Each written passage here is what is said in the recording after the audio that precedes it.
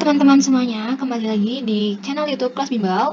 Oke, kali ini kita akan membahas soal bahasa Inggris tes akademik Polri.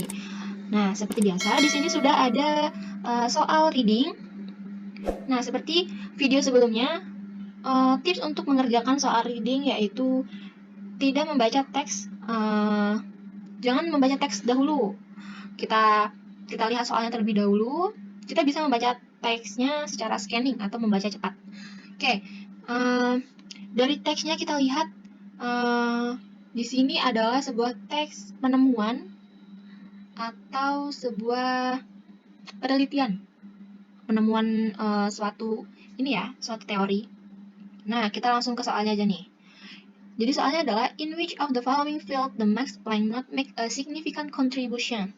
Kita berfokus di significant contribution, kontribusi yang signifikan. Jadi yang tidak termasuk kontribusi yang signifikan tuh yang mana gitu.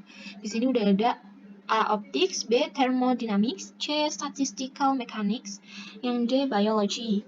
Nah, kita lihat di teksnya, kita cari kata signifikan contribution nih. Di sini di teksnya ada nggak ya kira-kira? Nah, kita cari kata signifikan contribution. Nah, dia ada di paragraf terakhir atau paragraf 3. Nah, significant contributions. Oke, kita baca dulu teksnya. Throughout his life, Planck made significant contribution to optics. Nah, di sini ada optics nih. Optics, thermodynamics, and statistical mechanics, physical chemistry, and other fields. Jadi, yang tidak disebutkan di sini berarti bukan termasuk significant contribution ya. Nah, sedangkan pertanyaannya adalah, soalnya adalah yang bukan termasuk, yang bukan membuat kontribusi yang signifikan. Jadi sudah jelas jawabannya yang D, karena yang D tidak disebutkan di teks. Next, kita ke soal selanjutnya.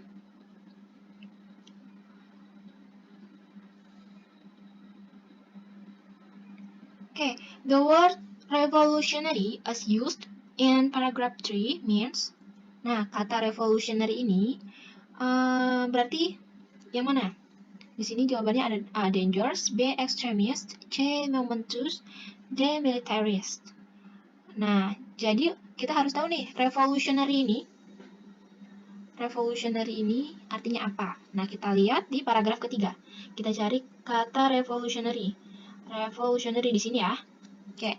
Planck announced his finding in 1900, but it was yours before the full consequence of his revolutionary quantum theory were recognized. Oke, jadi revolutionary ini adalah suatu perubahan untuk lebih maju, perubahan ke depan. Jadi ini mengarah ke kalimat positif ya. Jadi kita lihat jawabannya di sini. Yang A, dangerous. Dangerous ini bukan berbahaya, jadi dia lebih ke negatif, berarti bukan ya. Yang B, extremist, ekstrim, atau dia juga negatif nih, bukan. Yang C, momentous, momen atau ya momen yang penting gitu, yang berarti. Ini termasuk ke kalimat positif, kata positif gitu maksudnya. Yang D ini militaris, militer. Kayaknya nggak termasuk ya, jadi jawabannya yang C, momentous. Berarti the word revolutionary as used in paragraph 3 means momentous. Oke, kita ke soal selanjutnya. Nah, kita lihat soalnya. It can infer from the passage that Planck's work led to the development of which of the following. Jadi, yang mana yang merupakan akibat dari penemuan Planck ini. Jadi, penemuan Planck ini mengakibatkan apa gitu, apa yang diakibatkan dari penemuan Planck ini, ditemukannya apa. Jadi kita lihat, jadi biasanya itu dijelaskan di paragraf pertama. Coba kita lihat paragraf pertama. Awarded the Nobel Prize for Physics in 1918, German physicist Max Planck is the best remembered as the originator of the quantum theory. His work helped users in a new area in theoretical physics and revolutionized the scientific community's understanding of atomic and subatomic process. Oke, di sini kita lingkarin dulu ya. Understanding of atomic and subatomic process. Oke, kita move ke lihat jawabannya. Yang A ini ada the rocket. The rocket kita cari di sini sepertinya nggak ada ya.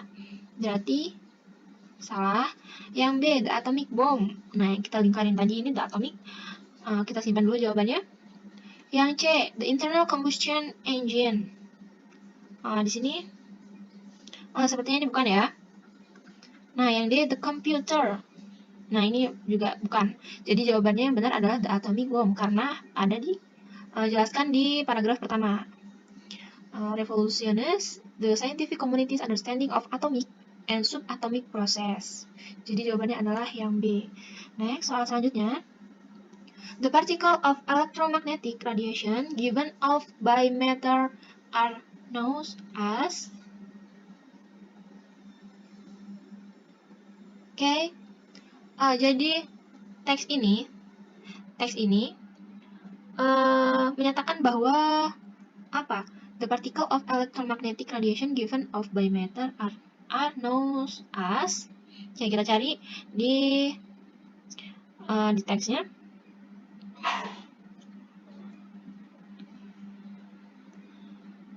Kita kunci fokusnya the particle. Oke, the particle. Nah, di sini ada nih electromagnetic radiation. Kita cari di teksnya, ada di paragraf 2. The model electromagnetic radiation. Nah kan, electromagnetic radiation in small chunks or particle. These particle were later called quantum. Jadi sudah jelas ya. Jawabannya yang A, yang quantum. Bukan atoms, bukan electrons, atau valence. Next, ke soal selanjutnya. The word universal as used in line 10 most normally means. Oke, kita lihat di baris ke-10. Universal. Di baris ke-10. 1, 2, 3, 4, 5, 6, 7, 8, 9, 10.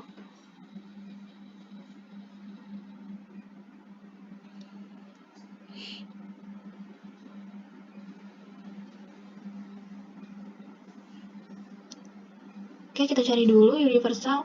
Oh, ini universal ada di barisan ke 11. 1, 2, 3, 4, 5, 6, 7, 8, 9, 10. Ada di barisan 11 ya, mungkin ada kesalahan dalam penulisan soal. Oke. Di sini ada by a universal constant atau lambangnya itu adalah H. Nah, di sini yang dimaksud dengan universal ini apa? Kita cari. Nah, kita sudah bisa lihat ya, planetary, cosmic, worldwide ini tidak ada di teks ini. Berarti dia jawabannya adalah yang D, always present. Next. Oke, kita lihat soal selanjutnya. Di sini ada the implication in this passage is that. Jadi implikasi dari paragraf ini atau teks ini adalah kita lihat yang termasuk di teks ini. Jawabannya mana? Kita lihat dulu jawabannya. Yang A, only a German physicist could discover such a theory.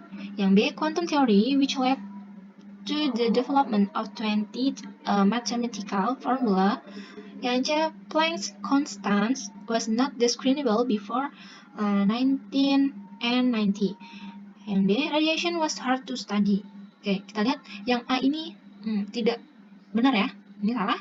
Yang B, quantum theory which led to the development of 20 mathematical formula.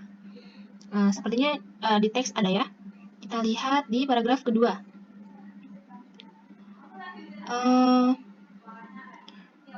Di paragraf kedua itu ada energy or E equals HV. Nah, equal HV ini berarti ada dalam formula matematika. Jadi yang B ini otomatis benar ya. Nah, yang C ini sudah pasti salah. Next, soal selanjutnya. An idea as used in line 5 refers to... Oke, an idea di baris kelima. Kita lihat baris kelima, 1, 2, 3, 4, 5. Planck introduced an idea that led to the quantum theory, which became the foundation of 20th century physics. Oke. Sampai sini ya. Jadi, an idea ini merujuk ke mana? Merujuk ke apa? Model of matter. Salah. Emission of electromagnetic radiation, bukan. Quantum, bisa jadi. The equation that describes the accurately over the range of low to high frequencies, bukan juga ya. Nah, di sini sudah jelaskan Planck introduced an idea that led to the quantum theory. Jadi jawabannya yang benar adalah yang C, quantum theory. Next. Okay. This is the last soal ya. Ini adalah soal terakhir. What is known as Planck's constant? Kita cari di teks. Kira-kira ada nggak ya di teks jawabannya? Kita lihat. Yang jawaban yang pertama adalah A. Itu jawabannya V. Yang B itu H. Yang C itu adalah I. Yang D juga I. Tapi berbeda simbol ya. Yang C menggunakan E kecil, sedangkan yang D menggunakan E besar. Kita lihat. Di sini sudah ada nih, the constant H is known as Planck's constant. Jadi jawabannya adalah yang B. Oke, sekian dulu pembahasan materi bahasa Inggris tes akademik Polri dari kelas bimbel. Jangan lupa komen dan subscribe terus channel kelas bimbel. Terima kasih untuk supportnya. Pantengin terus video selanjutnya ya.